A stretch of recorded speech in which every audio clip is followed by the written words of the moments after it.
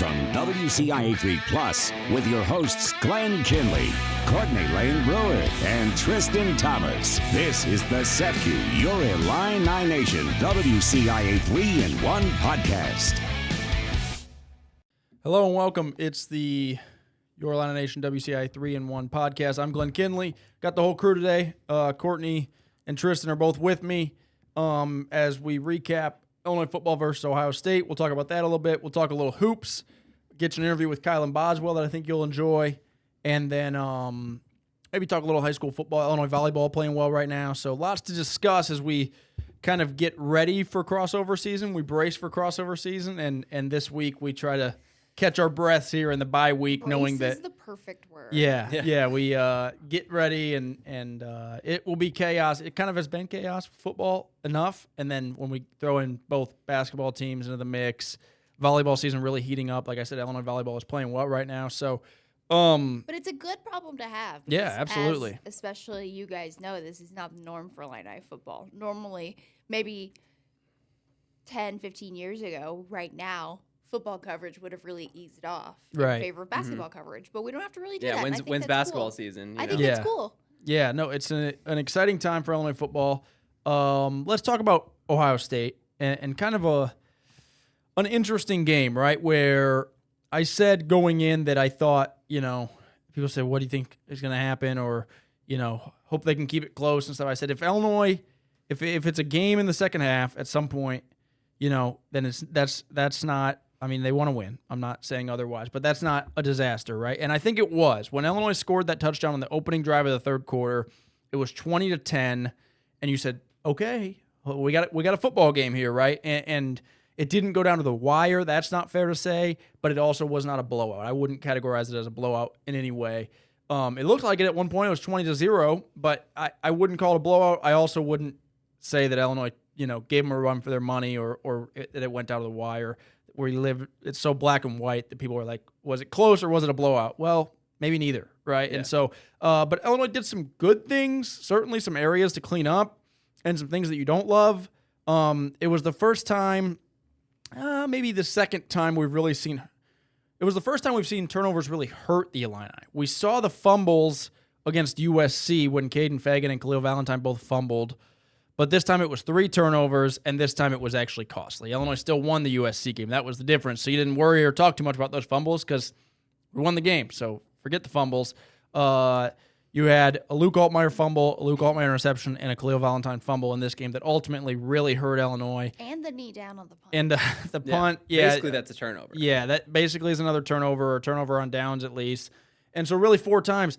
I thought the Illinois defense was not bad.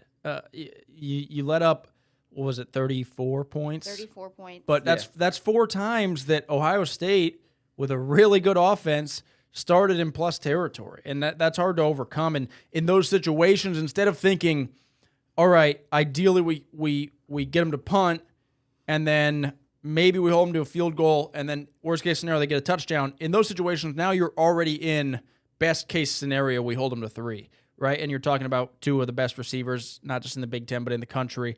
And Illinois was able to limit them a little bit, but ultimately the offense never fully got going. And probably the thing that hurt Illinois was just an inability to punch it in. That end of the first half. I just realized we have this shot. Look at that. Whoa! Hey. All right, sorry, everybody. ADHD kicked in. It's up there. Hello. But the end of the first half, Illinois had the ball on the goal line. I believe it was 3rd and goal from the 1. And then there was a false start penalty. Yeah. And then they don't get in. People wanted pass interference on the Justin Bowick pass on 3rd down. Not called. You don't get into the end zone, and then you settle for 3. And I'll tell you, if they get 7 there, it's 20-10 at halftime, and then that first touchdown out of the second half makes it 20-17, and you're like, hold everything, get a stop and a field goal. This thing is tied up. Instead, it's 20-6. Is that what it was at halftime? And so it was 20-3. So, but yeah, if you get a touchdown there, so maybe it would have been 14-20 after a first touchdown out of halftime. But like that changes things, and the inability to get into the end zone.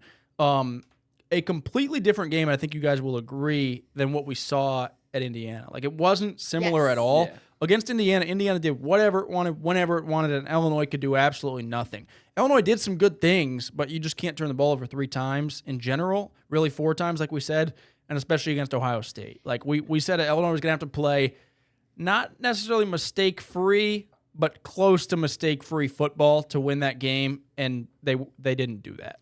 No, my dad texted me in the middle of the game and said, "This is Indiana all over again." And I said, "No, it's not."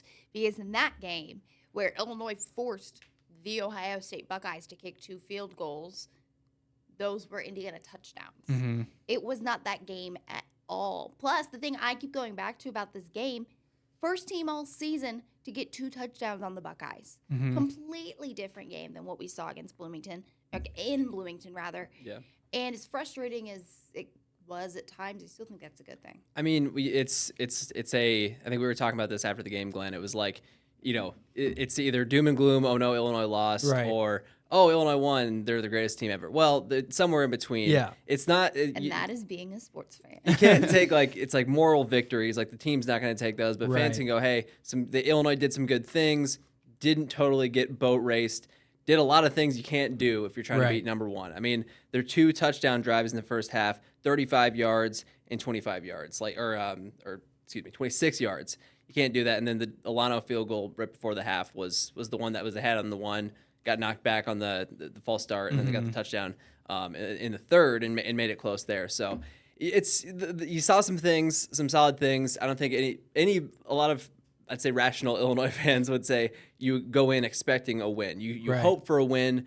The last time that they won at Ohio State in 2007, it was like we've got a team that could go and do that, not expecting it, same kind of thing, and they went and won it. So certainly the defense isn't the story of the defense. It's the defense falling apart again.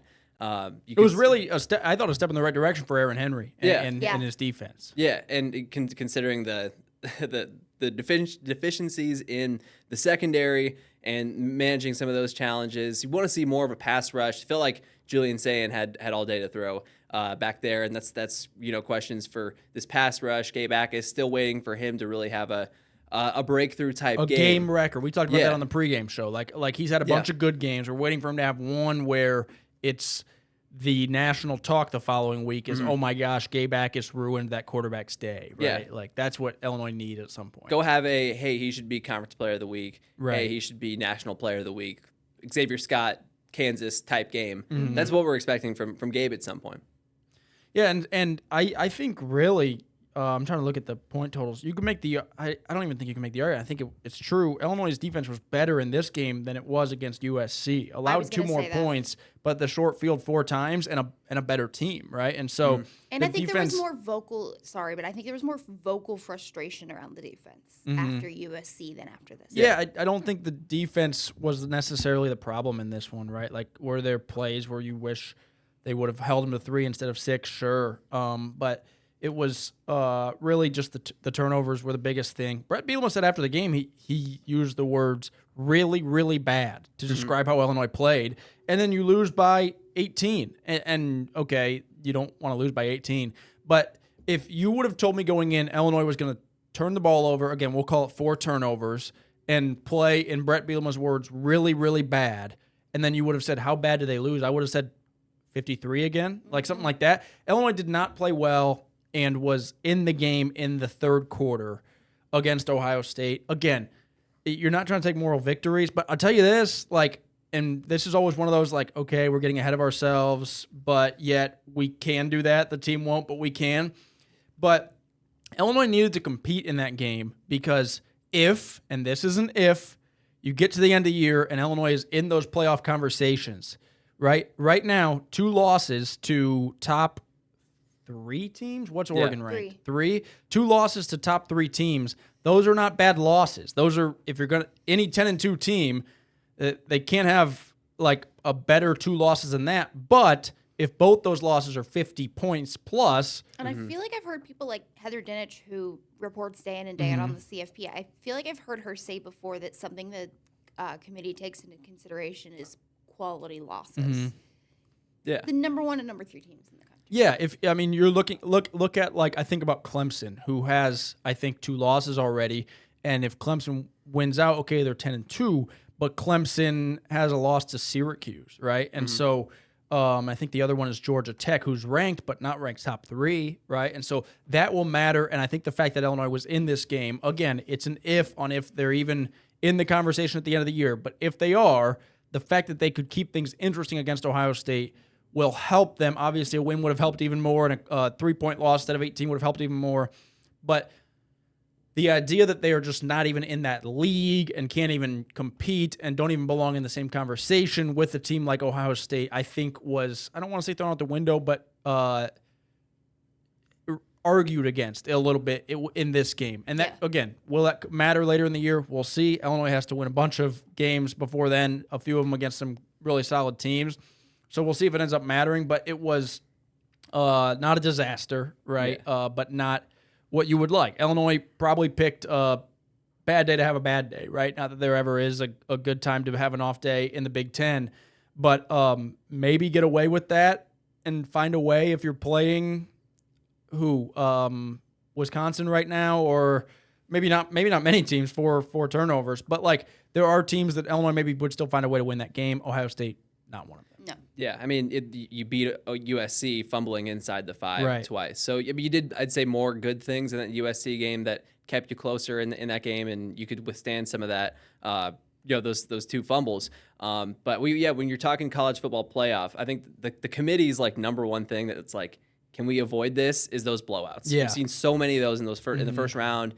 It's almost unavoidable in a football scenario where it's like teams who you're like, I can tell just watching them that, hey, they're deserving, but it's going to be tough for them to compete in the college football playoff. I mean, Florida State, when they were undefeated and didn't get in the 14 playoff because their starting quarterback was out. I mean, how do you it's chicken or the egg? Like, how do you weigh all that out? And so, yeah, important for Illinois to show that. But I think a lot of Illinois fans, for me, having watched Illinois my whole life, college football playoff is like, cross that bridge if we get there. Yeah. You know, so you took care of business to this point, really. I think if you tell a lot of Illinois fans, hey, you're 5-1 going to Ohio State, you're going to have a national spotlight, you take that. You're not expecting to be undefeated. 5-2. I think most Illinois fans, not all, but most Illinois fans would probably have taken 5-2 going into this bye week. It's a late bye week, and you figure you had Duke in there, you had Indiana in there, you had Ohio State in there,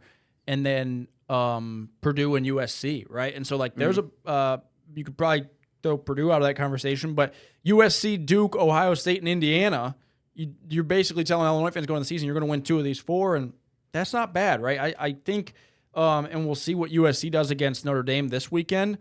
I think the USC win is one that could trend upward for Illinois and end up being a significant win. And we'll see what Duke continues to do. We'll see how it all shapes out. I think we've gone way over on our time here talking football.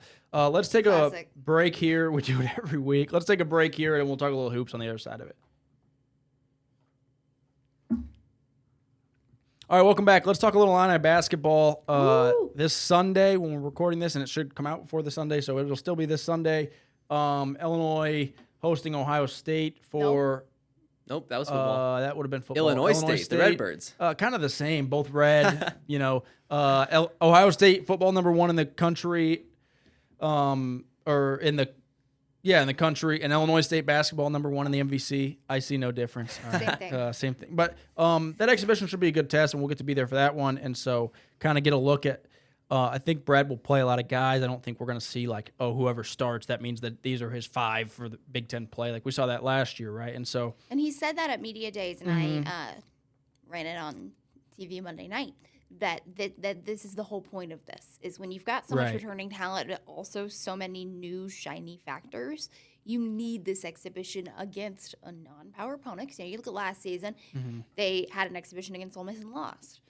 To have an exhibition against a non-power opponent to really like evaluate where things are is really going to be beneficial. Well, you have some new faces, right? Yeah. So, like, how do these guys work together? And what does a roster like? I don't know if they're going to have. We don't know if they're going to have Mihailo for that game. We don't know if they're going to have Andre for that game. We can safely assume they will not have Ty. And so, what does a lineup look like if you don't have Andre, right? And Can Keaton play? You know, they've talked about Keaton Wagler and how much they believe in him, and he's gotten a lot of attention preseason. Can he? How many minutes can he play? How much can you trust him? Can he not foul? Like Brad always talks about, freshmen foul too much, and sometimes freshmen turn the ball over too much, right? So can he play 30 minutes a game without doing that? If you're without Milo, and then you need that second, like true, like 1-2 guard, and like so a lot to figure out. And I think it's some returning faces, some new faces, but ultimately guys who haven't all played together. And so it'll be interesting to see. I think there's a number of guys that we don't like.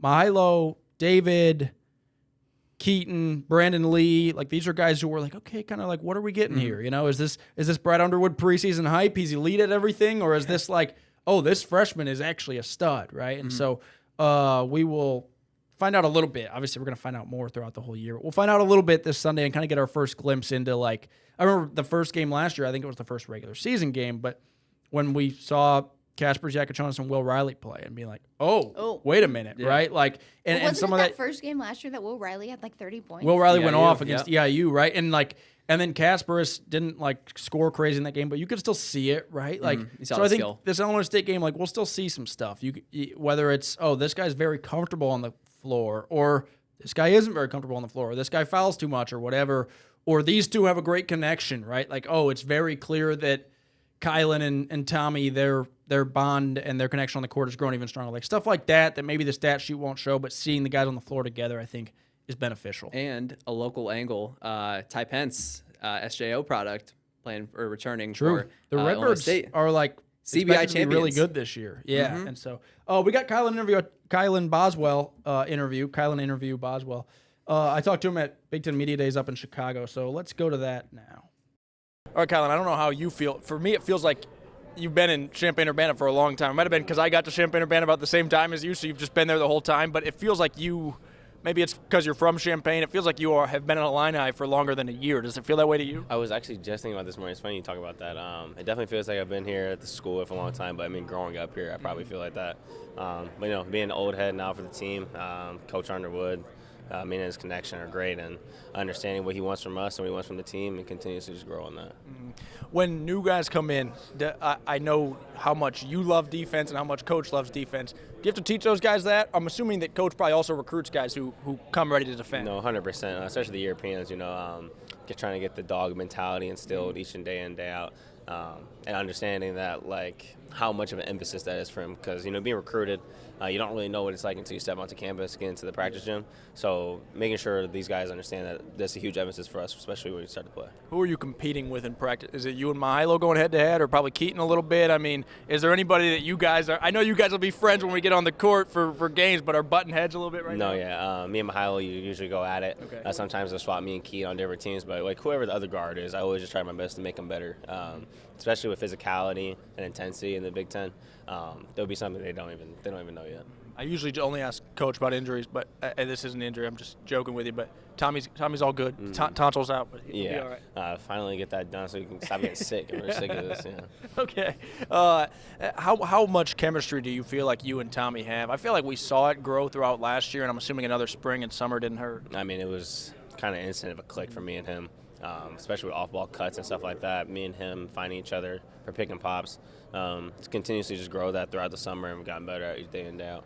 Are they speaking English for you on the court usually? They speak sometimes. When they want to cuss us out, they start talking in Balkan. But, they go back and forth. But I've kind of picked up on some of their stuff just a little bit. I wanted to ask you about David, because I feel like maybe we talked about Keaton, but maybe David's another guy that isn't being talked about a ton. I think he's gotten the reputation of the big bruiser, rebounder, but does he have a little bit more to his game than just that? No, he's extremely talented. He's very quick on his feet. His footwork is insane, too, and his hand-eye coordination is really good. I'm really excited to see him play, too, and figure out how Coach Underwood is going to implement him into our offense. Yeah, let's talk about your offseason, man, because I think Brad called you one of the strongest athletes in college sports, maybe, not just college basketball. Tell me about the work you've done with Fletch, and are you willing to what are we squatting these days? I don't know how much you're benching. Are we?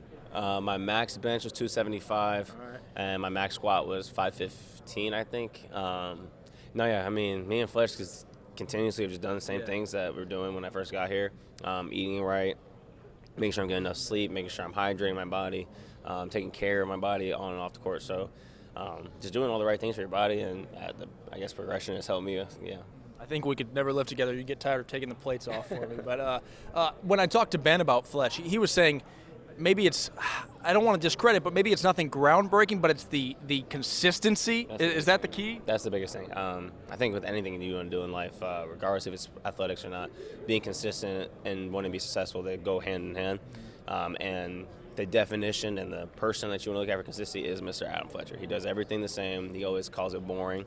But that's just what you need to do to be great, and we all take it to the chin. We try our best to implement that. Was the weight room a priority for you already when you came to Illinois? Yeah, I didn't realize I was chubby when I came to Illinois until I met Fletch. And he helped me cut down 20 pounds within the first month and a half that I got there. So 100% the main reasoning coming here is Adam Fletcher for sure. You had talked a little bit last year just about I don't know if getting cultured is the right word, but getting to play with all these guys. Have you learned anything? Do you know more about Europe or the pronunciation of their hometowns? Have you gotten these down? Belgrade, I've gotten down. Some more Croatia. I just left Greece with Andre. Yeah. I'm going next year, and then I'm going over to Croatia, and then I'm gonna hit Montenegro while I'm over there. But the things that I've probably learned, you can't really say on air. I got Yeah. I got you. How did you and Andre have this friendship so quick? Did you know him before? Because it seemed like he committed, and all of a sudden I saw you guys were in Greece together. Yeah. I already knew about Andre. I don't think I ever played him while he was in Cali. But yeah, it was kind of an instant click. Me and him, he's my neighbor right next to my apartment. We hung out throughout the summer when he got here. We worked out a little bit together. And I just don't know. Sometimes people just instantly click. We did, and then all of a sudden I'm staying in his house for about 2 weeks. There we go. Yeah. Sweet, man. I saw a video on social media, but I wanted to get your take on Coach's outfit today. Pretty good? It was smooth little fit. Yeah, he got a good fit on. I won't tell him you said that, so we don't get him too thinking too highly of himself. But appreciate you, Kylan. All right, appreciate the time there from Kylan. We'll take a break here, and then we will talk a little high school football, maybe if we have time, maybe a little Illini volleyball on the other side of this commercial break. All right, welcome back. Illinois volleyball is 5-1 in Big Ten play. I believe when this comes out, that'll still be true. They play Northwestern and Ohio State this weekend, which you hate to get ahead of yourself. And again, the team won't. I will. Northwestern is 2-4 in conference play. Ohio State is 0-6 in conference play. And so you're looking at 7-1 absolutely on the table for Illinois to start Big Ten play. A team with lots of newcomers, a team that lost, All-American Raina Terry. You'll take that, right? That's not a bad start even if you returned everybody, let alone if you lost some really good players. And so talk to the team today when we're recording this. We'll have some stuff up online from them, I'm sure, just about what they kind of got cooking, and they're playing some good volleyball right now. I think Avery Hernandez, Kenna Phelan, has been fantastic in that setter spot. She was Big Ten Setter of the Week at least once, and she's been really good. And so we'll see if they can keep cooking. And the juice with Avery Hernandez taking on Northwestern is always fun. Revenge. Yeah. They played twice last year, and I think that exit was not messy by any means. So I think it's I asked her if it's weird, and she's like, no, it's not weird. I like to talk to him after the game, and I like to see him and stuff. So there's no bad blood there, but it is probably That's has why to be. I said juice. That's the right word. It's a storyline. Yeah. Tristan, you got a high school football teams to watch real quick, maybe? Yeah, I mean this upcoming Friday, some big games, of course, are Spotlight Game of the Week, Monticello and Prairie Central. And, the Sages coming off a big win. They're a playoff eligible, chance to lock up a playoff spot this week. It'll be fun to see how that game turns out.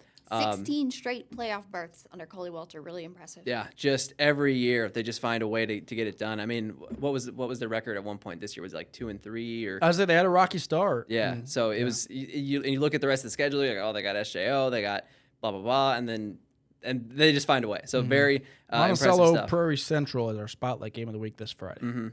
And also you got at Moreau, Forsyth, Williamsville, two top teams. Two perennial playoff teams. That's a big time matchup and a big chance for Moreau to kind of bounce back. Yeah, a loss at Olympia, pretty unexpected, but a chance for them to bounce back and get things rolling there. But plenty of teams, of course, in our area that are really cementing themselves as, hey, we got to watch them for a playoff run. Westville, Unity, ALAH.